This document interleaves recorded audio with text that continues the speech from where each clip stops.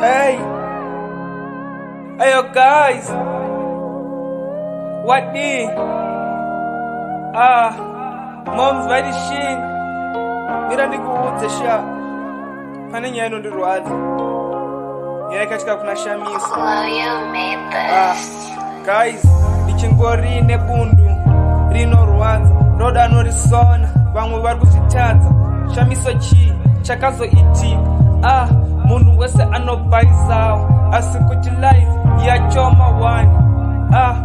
Upenyu idrum dai waiziva kuti tiri kungokwara mukati zvichingotirwadza. Ona kuti eti aramba chikoro asi kuti no zvinhu zvisina musoro. Wobva waona umwe wacho akuita zvemadrugs dai waiziva kuti life yachoma wani. Sasekuru handirambe ndakachila nekuti zvinhu zvacho itakila.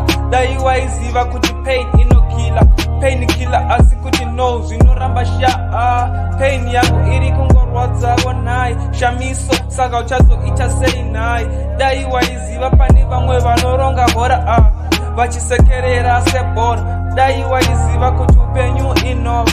Dai waiziva kuti zvakawanda zvauchazova kune ramangwana rako rakanaka sha. Dai waishingirira ingawani tarisiro. Pane vamwe vacho vanongoti ndangariro, pane vamwe vacho vanoti tarisiro. Tsono pamadziro ibudiriro zvichaita chete. Dai waiziva kuti neva wari upenyu wako uchanakawo, upenyu uchachinja. Dai waiziva kuti upenyu ichinja. Moms vaidishinga, ndi hustler.